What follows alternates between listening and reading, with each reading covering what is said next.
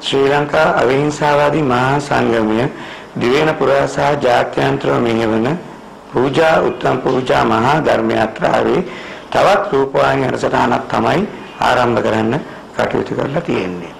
අද මේ වැඩසටහන සඳහා මා සුවිශේෂ පුද්ගලයෙකුට ආරාධනා කරා. ඔව් අපේ සංවිධානයේ ඒ කියන්නේ ශ්‍රී ලංකා අවිහිංසාවාදී යෝන් සංවිධානයේ ජාතික උපදේශක හැටියට කටයුතු කරන ජනප්‍රිය රංගන ශිල්පියෙක් වන ශෂාන් රණවන මැතිතුමා අයිබෝවන්. අපි මේ වැඩසටහන ආරම්භ කරන්න ඉස්සෙල්ලාම අප්‍රථමයෙන් විසුද්ධි කරන්න ඕනේ TNL රූපවාහිනී සංස්ථාවේ ගරු සභාපති ශාන් වික්‍රමසිංහ මහත්මයාටත් අධ්‍යක්ෂක මණ්ඩලයටත් කාර්ය මණ්ඩලයටත් එම ස්තුති කරමින් ශාන් මම පොඩ්ඩක් අතීතයට යන්න කමක් නැහැ නේද? ඔව්. මම මේ වැඩසටහන කරනකොට රොෂාන් එක දන්නවා. මීට අවුරුදු දෙකමාරක් ඇතුළතදී පාසල් වැඩසටහනක් කරනකොට එක දරුවෙක් මේ වැඩසටහන අවසානයේ මම ළඟට ඇවිත් මෙන්න මෙහෙම කිව්වා. ෆයිල් එකක් තිබුණා තේ. ඇවිල්ලා කිව්වා මාමේ මේ ෆයිල් එක කියවන්න කිව්වා. මම ගත්තා මම අරන් කියෙව්වා. ඒ ෆයිල් එකේ තිබුණ රොෂාන් ඔය අවුරුදු දෙකක් පොළදී පුවත්පතකට දුන්නු ලිපියක්. ඒ ලිපියේ ඔබ ලියලා තියෙනවා ඔබගේ නිර්මාංශ ජීවිතය ගැන. ඒ දරුවා ඒ ලිපිය කියවලා එදෙන් පස්සේ ඒ දරුවා නිර්මාංශ ජීවිතයක් ගත කරන්නේ. මම ප්‍රාර්ථනා කරා කවුද මට රොෂාන් මුණගේ කියලා මේ වැඩ පිළිවෙල තියෙන විශ්ව ශක්තියත් එක්ක. එහෙම කිව්වොත් හරි අනිවාර්යයෙන්. ඒ අනුව ඒ විදිහටම විශ්වයෙන් ප්‍රශානීමයි ඒක රාශි කරා. හැබැයි ඒක රාශි කළේ අවුරුදු දෙකක් ගිහිල්ලා.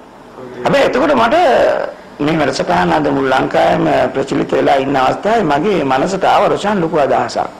මොකද හේතුව මේකට දෙවෙනි නායකත්වයක් හදන්න ඕනේ. දෙවෙනි නායකත්වයක් හදන්න ඕනේ මේක පැවැත්මක් තියෙන්න ඕනේ. මොකද හේතුව ගොඩාක් අය බිහි වුණා.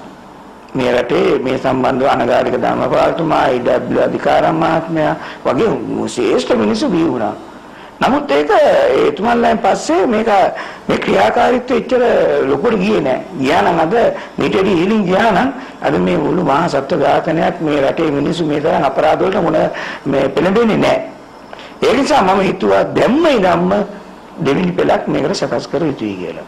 ඒ දෙවෙනි පෙළේ ජාතික උපදේශක හැටියට තමයි රොෂාන් රණවන මගේ අතින් ඒ සානස් පත්‍රය ලබා ගත්තේ. ඔව් රොෂාන්. ඔබ ඇයි තරුණ වියේදීම නිර්මාංශ උනේ? මොකද ඔබ වෙන තරුණ ගොඩක් ඉන්නවා ඇහැ ගහගෙන මොකද්ද මේ වෙන්නේ යන්නේ මොකද්ද මේ බලාපොරොත්තුව කියලා. ඒ නිසා මම හිතනවා ඒ ගැන ඔබ යමක් මේ දුවලට පුතුන්ට කියාවි කියලා. ඇත්තටම ඉස්සෙල්ලාම ඉස්සුදාන් තියෙනවා මට මේ වැඩසටහන ආරාධනා කිරීම ගැන. මම ඇත්තටම නිර්මාංශ ජීවිතේ කියන්නේ නිර්මාංශ මුනේ මම අවුරුදු 16 දී මොකද එතකොට ඒ කාලේ අපිට මෙහෙම ඇත්තට මේ වගේ වැඩසටහන් තිබ්බේ නෑ. හොඳටම දන්නවා මොකද එහෙම සමාජයක් නෙවෙයි තිබ්බේ. නමුත් මං එක්ක මගේ පෙර පිනක් හරි කොයි සසර කළ පුරුද්දක් නිසා දෝ වෙන්නේ නැති කියලා හිතනවා නේ. ඉතින් මට කොහොම හරි ආනන්ද මෛත්‍රී හිමියන්ගේ පොතක් ලැබුණා. ඒ පොත මං කියවලා තමයි මට ඇත්තට මේකේ තිබුණා පොඩි මං කියලා තිබ්බා පොඩි අත්හදා බැලීමක් වගේ දෙයක් සතියක් නිර්මාංශලා බලන්න කියන එක. ඇත්තටම මම නිර්මාංශ වෙන්න ගියේ සතියකට විතරයි. සතියකට පමණයි මම මෙහෙම බැලුවේ. නමුත් මොකද්ද හාස්කමක් නැත්තම් මම කිව්වා වගේ පෙර පුරුදු කරන් ආපු දෙයක් ඉස්මතු වෙන්නේ නැති කියලා හිතනවා. ඉතින් ඒකෙන් මම ඇත්තටම අද ඉඳන් අද දක්වා එදා ඉඳන් නිර්මාංශ ජීවිතේට පුරුදු වුණා. ඉතින් අවුරුදු 16ක ළමෙක් නිර්මාංශ වෙනවා කියවම ගොඩක් අය ඇත්තටම පුදුමයි. මොකද කොහොමද මේ වෙනි වයසක මොකද අවුරුදු 16 කියන්නේ ගොඩක් ක්‍රීඩා කරන කෙලිලොල් ඒ වයස. ඉතින් ඒකේ ගොඩක් අපිට කියන්නේ පාසලේ යාළුවන් නැත්තම් උත්සවවසම හැම දෙයක්ම මේ කාලේ යනකොට ඉතින් මේ ආහාර රසවත් දේවල් තියෙද්දි කොහොමද මේ අවුරුදු 16 ළමෙක් එහෙම මේක කරන්නේ? කියන්නේ ඒවා වලට යන්නේ නැති කියන දේත් ගොඩක් අය මගෙන් ඇහුවා. ඉතින් නමුත් මට කියන්න කැමති මම කොහොම හරි මම හිතන්නේ ඒක තමන්ගේ පෙර පුරුද්ද සහ තමන්ගේ සිත තමයි ගොඩාක් බලවත් වෙන්නේ. අපේ සිත කියන දේ ගොඩාක් බලවත්. මම හිතන ඕනෙම දෙයක් අපේ හිත කෙලින් කරගන්න පුළුවන් නම් අපේ හිත හයිය නම් අපිට ඕනෙම දෙයක් ඍජුව කරන්න පුළුවන්. ඉතින් ඒක එක් කාරණයක්. අනිත් කාරණේ මම හිතුවා ඇත්තටම මට මොකද මම පරිසරයට ගොඩාක් ආදරේ කෙනෙක්. සතුන්ට ගස්වැල් මේ හැම දෙයක්ම ආදරේ කෙනෙක්.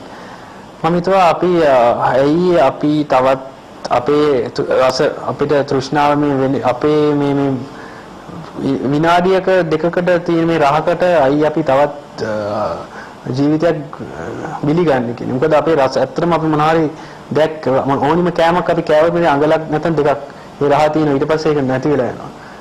ඉතින් ඒ වගේ පොඩි සුළු විනාඩි ගානක තප්පර ගානක මේ තෘප්තියකට තවත් අපි සතෙක්ව බිලිගන්නවාද කියන දෙත් අර පොඩ්ඩක් ආවා ඒ දෙත්. ඉතින් ඒක සහ කොච්චර අපි අසාධාරණද කියන එක මොකද අපිට ගොඩාක් දේවල් කන්න තියෙනවා අපිට ගොඩාක් ආදේශික කරගන්න පුළුවන් කම තියෙද්දි ඇයි අපි මේ වගේ මෙවැනි සමාජයක දියුණු සමාජයක ඉඳන් අපි ඇයි එහෙම දෙයක් වෙන්නේ. ඉතින් මේ දේවල් තමයි ඇත්තටම මාව මේ එහෙම නිර්මාංශ ජීවිතයකට පුරුදු කරේ. රොෂාන් ඇත්තම දැන් ඔබගේ ජීවිතය තුළට ඔබලා ප්‍රතිලාභ මම දැන් නිර්මාංශ වීම තුළින් මට ලැබෙන ප්‍රතිලාභ නම් මම හිතන්නේ ගොඩාක් මට තේරුණා මානසිකව කායික මානසික මේ සුවයක් මට ඒක හම්බ වෙනවා. ඒක මට මේ වචනෙන් මෙහෙම කියලා කියන්න තේරෙන්නේ නැහැ. Taman නිර්මාංශ වල බලන්න Tamanට තේරෙයි මම මොනවද කියන දේ. මොකද ඊටමත් ඇඟ සැහැල්ලු වෙනවා. Taman ඒ වගේම තමයි Tamanට හිතන ගොඩාක් ලෙඩ රෝග ගොඩාක් අඩු වෙනවා. ඒ කියන්නේ Taman කියන්නේ ගොඩාක් Taman නිරෝගී වෙනවා. සහ මම ඇත්තට මම ඒ දවස්වල මම ව්‍යායාම කරන්න පටන් ගත්තත් මම හිතන්නේ අවුරුදු 16න් පස්සේ මම ජිම් එකට ඉස්සෙල්ලාම යන්න පටන් ගත්තේ මම නිර්මාංශ වුණාට පස්සේ. නමුත් මම අද ඇවිත් තියෙන තැන හැටියට ඉතින් මගේ ප්‍රේක්ෂකයන්ට පේනවා ඇති මම නිර්මාංශ වෙලා මම අද ඉන්න තැන නැත්තම් මට කියන්නේ කිසිදු දැනට මට කිසිදු ලෙඩක් නැහැ. ඒ වගේම මම හිතන්නේ මේ වගේ ඒ ලොකු මානසික සුවයක් තියෙන. ඒ වගේම මට තේරෙනවා එහෙම තමන්ට පේන්නේ නැති බලවේගයක් තමන්ව ආශිර්වාද කරනවා කියලා. තමන්ට පේන්නේ නැති කියන්නේ තමන් කොහෙද ගියත් සතුරු මේ වගේ දේවල් වලින් තමන්ව රැකිනවා. ඒ වගේම තමයි අපි පරිසරයට අපි ආදරය කරොත් පරිසරයෙන් අපිටම ඒ දේ ලැබෙනවා. කියන දේ මට විශ්වාස කරනවා සහ මට ඒක තේරෙනවා. ඔච්චර මම ඔබතුමාගෙන් අහුවත් දැන් ඔබතුමා ඉන්න ශීර්ෂයත් එක්ක බැලුවත් ඔබට එන මේ සම්බන්ධව යම් අභියෝගයක් ඇවිල්ලා නැද්ද? ඒ නිර්මාංශ උනේ කියන සම්බන්ධ මොකද හේතුව අද මේ සමාජය හරිය නිකම් අනංකල්පිතයි කිව්වොත්. ඔව් ඇත්තටම ඉතින් අභියෝග නම් ඉතින් කාටද එන්නේ නැත්තේ නේද? මම හිතන්නේ අභියෝග හැම දෙනාටම එනවා. තමන් මොනවද දෙයක් කරන්න කිව්වොත් ඒකට අභියෝග එනවා. ඉතින් මටත් ඒ වගේ පොඩි අභියෝග ඒ කියන්නේ කුඩා කාලේ පාසල් කාලේ යාළුවෝ මට විහිළු කරන්න පටන් ගත්තා. එයි මෙහෙම කන්නේ නැත්තේ මොනවද මෙහෙම කරන්නේ නැත්තේ. එතකොට ඒ වගේ තමයි දැන් මම ඉන්නේ ශේෂ්ත්‍රයේදී මට හැමදාම උත්සව සැහැණ ගොඩාක් කියන්නේ ගොඩාක් අපිට හැමදාම සාද වලට යන්න තියෙනවා. ඒ වගේ ගොඩාක් ඉතින් සමහර වෙලාවට ඇත්තටම කිව්වොත් සමහර වෙලාවට මේ මුකුත් කණ්ඩ දෙයක් නැහැ ගියාම. ඉතින් ඒ දේ මම කණ්ඩ නැති හින්දා මොකද අද ගොඩාක් අපේ සමාජයේ පුරුදුලා තියෙනවා. ඒ දේ නැති හින්දා තමයි අපි අමාරුයි කොහරි ගිහිල්ලා ඉන්න අමාරු කෑම නැහැනේ. ඒකින්ද අපි දැන් කනවා. එක්ක අපි මේක බොනවා. එක්ක මේ මත්පැන් වලටත් ගොඩක් අද ඇබ්බැහි වෙලා ඉන්නේ. මේ මාතෘකාවෙන් පිට නමුත් මම කියන්නේ මත්පැන් වලත් ඇබ්බැහි වෙලා ඉන්නේ ගොඩක් අය කියනවානේ මේ අපි දැන් මේ පාටිස් වලට ගියාම අපිට බොන්න නැතුව ඉන්න බෑ. අපි කොන් වෙනවා කියන මේකක් අපේ ඔළුවේ හදාගෙන තියෙනවනේ. ඉතින් ඒ දේ තමයි මම දකින්නේ. ඉතින් තමන්ගේ හිත මම කිව්වා වගේ කලින්. ඉතින් ඇත්තටම ඉතින් ගොඩාක් අභියෝග වල මුහුණ දෙනවා. ඉතින් ඔය කෑම අඩු නමුත් එහෙම කිව්වට අපි මගේ ප්‍රතිපත්ති සහ මම පුරුදු කරන අපිට මම අයින් කරේ නෑ. මොකද මම දන්නා ඒ තමන්ගේ ජීවිතේ තමන් කරන්නේ තමන් ජීවිතේ තමන්ට ලැබිච්ච ප්‍රතිලාභ මම දන්නවා. ඉතින් ඒ නිසා මම හිතුවා මම හිතන්නේ අපි ගණන් ගන්න ඕනේ නෑ. මොකද අභියෝග කියන්නේ ගණන් නොගත යුතු දේවල්. ඔයගේ මමත් අවුරුදු 8න් නිර්මාංශ පුද්ගලෙක් කිව්වා. ඇයත් අවුරුදු 8ේදී නිර්මාංශ වෙච්ච කෙනෙක්. ඒ වගේ මම ඉපදිනකොටත් මම කුසතුලින් එනකොටත් මම හිතන්නේ ඇත්තටම මම ඊටම නිරෝගී දරුවෙක්. මම හිතන්නේ රාත්තල් 9ක් බර ඒ කියන්නේ මගේ කොණ්ඩේ ගොඩක් හොඳට තිබිලා ඒ කියන්නේ නිරෝගී ළමෙක් කෙනෙක් තමයි මම උපත ලැබුවේ. ඒ වගේම රොෂාන් ඔබතුමාගේ සීයායිලා මේ ලංකාවේ මේ ප්‍රසිද්ධ උසස් පොලිස් ඔව් RMP රණවන මගේ මවගේ පියා RMP රණවන පොලිසිය ඉතාමත් ඒකල ජනප්‍රිය චරිතයක් ඒ දවසේ. අවුරුදු 8ේදී නිර්මාංශුනේ මම හිතන්නේ ඔහු මත්පැන් කිසි දෙයක් ජීවිතේට ඔහුගේ ජීවිතේට අරන් නැහැ. පොලිසියේ මේ ඒ වගේම තමයි හොඳ ක්‍රීඩකයෙක්. පොලිසියේ තිබ්බ ක්‍රීඩා මම හිතන්නේ ෆුට්බෝල්, රග, බොක්සිං, ස්විමින් මම හිතන්නේ ඔහුට සිල්වර් හරි බ්‍රොන්ස් මෙඩල් එකක් තියෙනවා. මේ හැම දෙයක්ම ඔහු කරලා තියෙනවා. මේ හැම ක්‍රීඩාවලට හැම දෙයක්ම ඔහු හොඳ. ඒ කියන්නේ හොඳ ක්‍රීඩකයෙක්. ඔහු අවුරුදු 50 වෙනකන් ඔහු පැසිපන්දු ක්‍රීඩා කරලා තියෙන කෙනෙක්. ෆුට්බෝල් ගාපු කෙනෙක්. ඉතින් මම හිතන්නේ ඇති ඒක මම හිතන්නේ ඒකම ඇති හොඳ උදාහරණයකට නිර්මාංශ වීම කියන.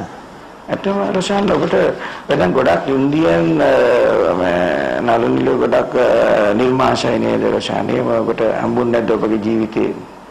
ඔව් මම හිතන්නේ මෙහෙමයි මම දන්න මට කියන්නේ ඉන්දියාවේ ගොඩක් නළු නිළියන් අද මේ නිර්මාංශ වෙලා තියෙනවා සහ අපිට පේනවා උන්ගේ කිසිම අඩුපාඩුවක් නැහැ. දැන් ගොඩක් අය හිතනවානේ මේ එහෙම වුණාම මේ ඇඟට පණ නැති වෙනවා. මම හිතන්නේ තමන් හිතේ හදාගත්ත දේවල්. ඉතින් ඒ වගේ තමයි අපේ සමාජයේ ඉන්නවනේ වෙනම කොටසක් කියන්නේ මිනිසුන්ව හිතට වැරදි මත දාන ඔළුවට. ඉතින් ඒ වගේ දේවල් අපි දැනගන්න ඕනේ මොකක්ද හරි කියන දේ. මොකද තවත් ජීවිතයක් අපි අරන් අපිට අපේ ජීවිත අපි පෝෂණය කරනවා නම් ඒක හරිද කියන එක මම ආසයි මේ ප්‍රේක්ෂකයන් හිතන්න දෙන්නේ ඉතින්. තමන් නිරෝගී වෙන්න තවත් ජීවිතයක් ගන්න එක හරිද? ඔව් රොෂාන් ඔබ ඒ පදනම මත ඔබ මාත් එක්ක එකතු වුණා මගේ සංවිධානයත් එක්ක. එතෙන්දී ඔබ ගියා මාත් එක්ක වැඩසටහන් කීපයකට. ඔබ කොටත් දුරට සාමාන්‍යයෙන් ඉරිදා වගේ දවස් ඔබ මේ නැගී යන තරුණයෙක් හැටියට ඔබගේ කාලය රත්තරන් හා සමානයි කියනවානේ මේ වාණිජ වැල්ලේ. ඒම අවස්ථාවක රොෂාන් මම ඔබ අගය කරන එක අවස්ථාවක් තමයි ගොඩක් දුරට ඉරිදා වගේ දවස් මේ වැඩපිළිවෙලත් එක්ක ඔබගේ කාලය වෙන් කිරීම. ඒ ගැන ඔබට හිතුනේ නෑ? ඇත්තටම මම හිතුවා මොකද අපි ඇත්තටම සමාජයේ අපි ඉපදිලා ඉන්නේ